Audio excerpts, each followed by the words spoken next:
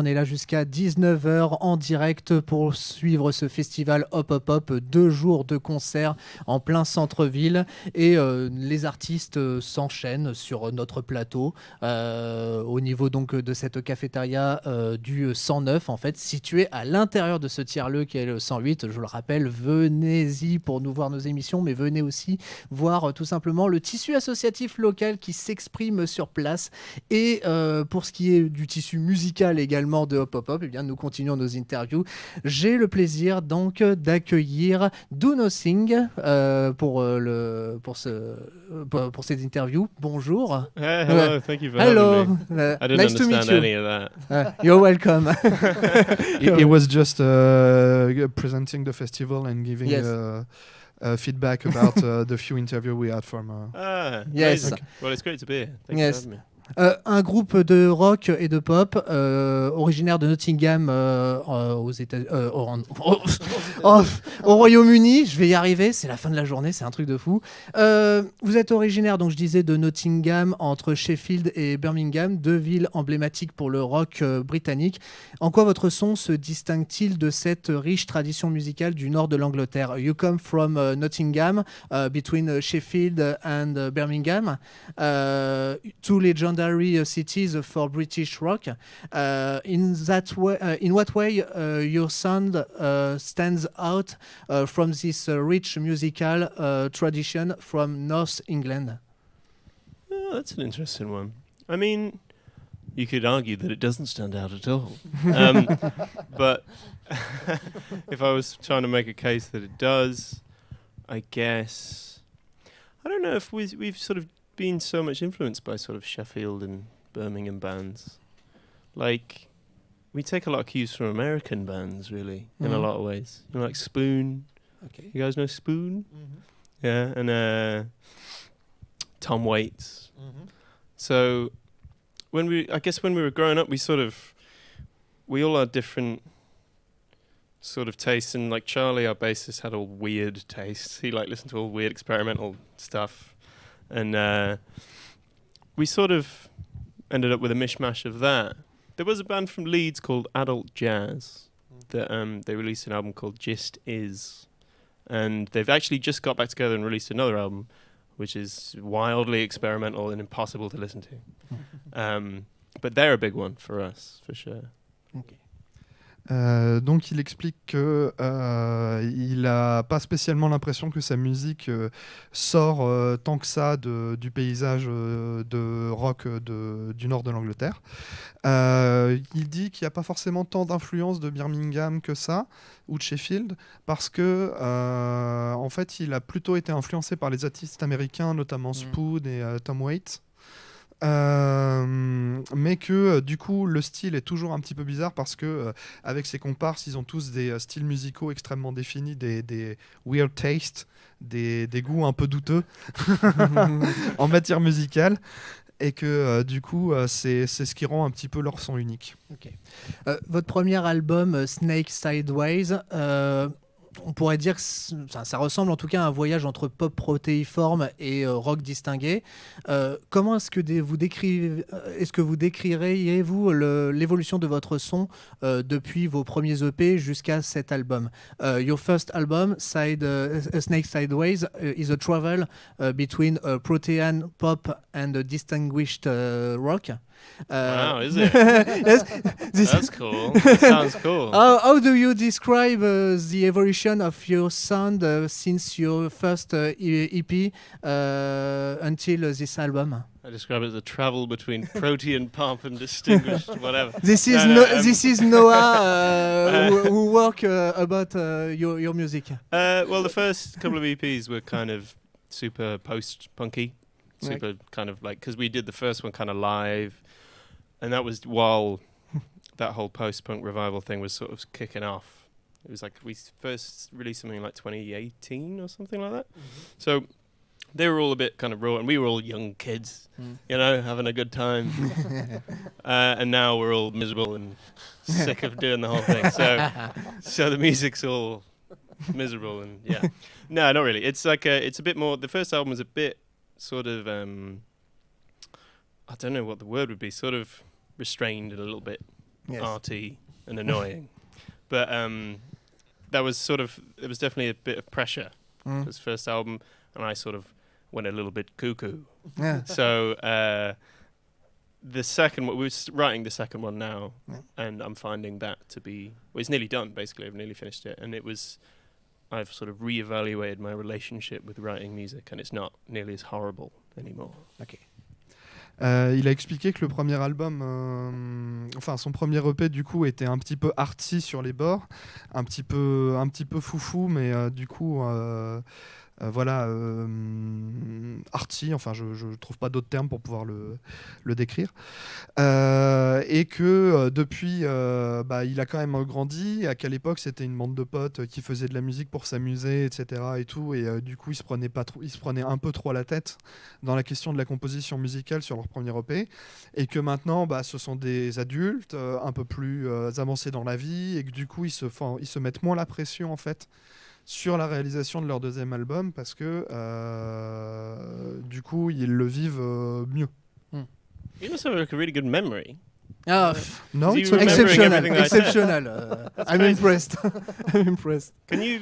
So you saying exactly what I just said? no, not word for You're word, but approximating. approximately. That's very impressive. It's very good. Yeah. Yes. Quels sont vos processus d'écriture pour votre musique? What is your process for creating music? I mean, in terms of the band, it'll be that we've just got a sort of a new studio space in Nottingham, so where we can rehearse, and I've got a little control room with my laptop and all that stuff. So I'll demo stuff. I'll sort of write a song, demo it, take it to the band, and then we'll fiddle with it together, pretty much. And sort of following on from what I was saying, like, it used to be very, like, it's still very difficult, but it's easier now for me. I don't know why. I think just because a lot of it is the kind of pressure that you put on yourself, right? So if sort of anything good or natural or real isn't gonna come out when you're like tensed up like a ball, you know? So you wanna, once you stop worrying about, well, maybe it's not going to be cool, or like it's not going to be clever or interesting or whatever, and you just write the thing that you would write if you were the only person who was going to hear it, then you're away. So. Okay. Donc voilà, sur le processus créatif, en fait, l'artiste nous explique que en fait, ils ont un studio à travers lequel ils enregistrent leurs albums, qu'en général, il est seul au studio, qu'il enregistre des démos à la guitare ou à d'autres types d'instruments ou à la voix, et qu'après, en fait, il enregistre ces démos, qu'il va les présenter à son groupe, et après, le groupe Fiddle va tâtonner, en fait, sur les bouts de démo qu'il a mis pour pouvoir l'enrober et en faire quelque chose de présentable. Il explique aussi qu'avant, il avait vraiment beaucoup de pression sur les épaules, il avait du mal à se libérer dans l'exercice d'écriture musicale, et que en fait, à partir du moment où on considère qu'on est la seule personne à qui on doit rendre des comptes, et voilà, si jamais on écrit que pour soi, en fait, on se libère d'une pression énorme vis-à-vis de l'écriture et de la composition. Voilà pour le groupe. Comment est-ce que vous travaillez l'équilibre entre vos mélodies et les dissonances dans votre musique? How do you work the balance between melodies and dissonances in your music? That's a good one. I mean, thank you, Noah. This is a volunteer for us, and he's very interesting by your music. oh, this question came from Yes. someone. Okay, But cool. he's not He's here. not in the room. Yeah. Okay. Well, that's a good one, because obviously, if you want something to be dissonant because you like dissonant stuff, you think that dissonant stuff is interesting to listen to, or you just like it, then you'd want to put it into your own music. But if you put it in everywhere, then it's just not enjoyable to listen to. It's sort of sneaking it in a way that doesn't upset the melody so much that it's not that it distracts you from the line of the thing. You know what I mean? So I guess it's like really like just on the guitar there's a little very easy shape you can do with your little finger and your first finger that is just like a semitone away from each other, which is just the most like sounds crazy. Just do that all the time. Just find that. It's like 5 frets apart, 2 strings right next to each other, and then you sort of do a normal nice melody and then go stick it in, and then it's done. That's how you write dissonant music. Yes. Alors, il explique que la dissonance dans la musique, c'est quelque chose qu'il faut utiliser avec parcimonie, parce que si jamais on en met dans tous les morceaux, ça devient impossible à écouter, mais qu'une fois de temps en temps, ça fait pas de mal. Et il nous expliquait du coup une technique spéciale qu'il utilise à la guitare, qui est juste décaler un demi-ton, en fait, la mélodie quand on est en train de la composer, qui du coup donne un petit feeling un peu foufou, un peu décalé, qui en fait va vraiment révéler la saveur du morceau et de la mélodie derrière, quoi. T'es un monstre, mon gars. T'es un monstre. Vous serez sur la grande scène du Campo Santo à 20h. Quelle est l'importance du live pour Do Nothing? You will be on the great stage of Campo Santo in 8 p.m. What is the importance of the live for Do Nothing? It's sort of the big part of it, really, for me. It's either that or being in the studio, but especially like early on, live is the main thing that you do. You're like that's why you get into a band. Mm-hmm. Like when you're a kid, you're not like I want to go into the studio and like fiddle around with a synth for ages. So you want to go be a cool guy on stage, be like the people that you like when you're growing up. And it becomes, I guess, the more of it you do, it becomes different because it becomes tiring sometimes if you're doing it day. Yes.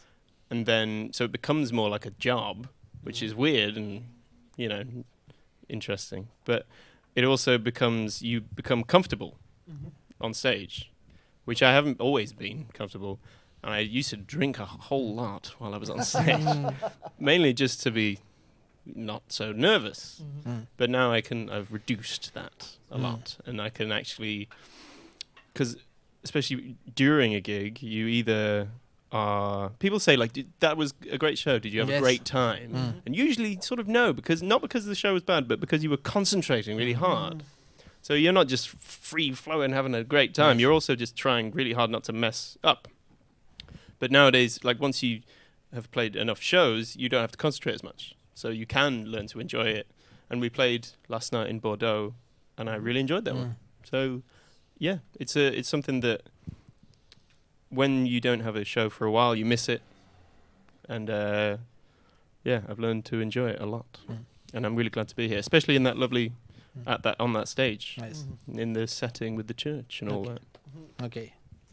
Donc il nous explique que en fait la performance live en fait c'est le souhait de tout musicien. Quand on devient musicien, c'est pour pouvoir être le cool kid qui va répéter et faire danser les foules, etc. Et tout. Personne n'a envie, ne rêve au départ quand il fait de la musique de pouvoir travailler dans un studio tout seul sa musique. Donc du coup, il explique que c'est très important, notamment au début, parce qu'au début, en fait, on fait vraiment ça pour ça. Quand on commence la musique, le but, c'est vraiment de se montrer à l'extérieur, de pouvoir faire des shows, des performances live et tout, et que ça génère énormément de stress. Alors, il expliquait aussi que, du coup, pour gérer ce stress, au début, il buvait beaucoup d'alcool, que ça l'aider, que ça évitait qu'il soit trop nerveux avec modération, bien sûr. et voilà. We are on the part for the alcohol. Wait, what? We are on the part. You drank a lot before going. I did. I used to. You used That's to. what I said. I used to. Oui, c'est ce que je disais, ouais. Because for nerves. Yes. But now I don't do that. C'est ça. Yes. Maintenant, il ne le fait plus. Soyez raisonnables, les enfants. Consommez de l'alcool avec modération. Et il expliquait aussi que c'est très bizarre parce qu'à partir du moment où on commence à être un petit peu connu, en fait, la performance live, ça devient plus une expérience, ça devient un peu comme un job, un peu comme un travail dans lequel on doit exceller, bien évidemment, on doit se donner à fond, etc. et tout, mais qu'il y a une certaine forme de concentration insidieuse qui vient polluer le plaisir qu'on peut prendre à pouvoir faire de la performance live, mais qu'au fur et à mesure des concerts, ça s'affine un petit peu et que, bien évidemment, au bout d'un moment, on reprend du plaisir à faire du live, mais on est un peu moins stressé, un peu plus concentré et que on voit, enfin voilà, ça devient quelque chose de plus agréable.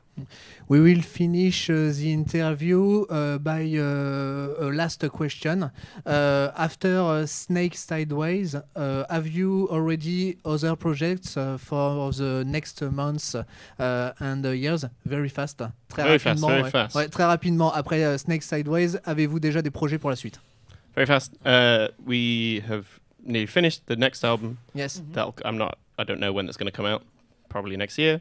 We've got a single, which I don't know if we've announced. So, shh. But we've got a single coming out soon. Okay. That's good enough, right? Okay. Il explique qu'il a déjà le prochain album quasiment déjà rempli. Il ne sait pas encore, enfin déjà terminé. Il ne sait pas encore quand il va pouvoir le produire, mais il nous a teasé le fait qu'il y allait avoir un single qui allait sortir prochainement et qu'on allait pouvoir du coup redécouvrir sa musique. Merci beaucoup en tout cas, Chris. You didn't go shush. I said shush. Did you not go shh? Yeah. Okay. Thanks so much for having me. Thanks very much, Chris Bailey. Bailey. That sounds good. That sounds good. Ok. To me. Chris Bailey, compositeur donc et chanteur du groupe Do Nothing que vous allez pouvoir retrouver sur la grande scène du Campo Santo à partir de 20h. Allez-y, c'est de la bonne.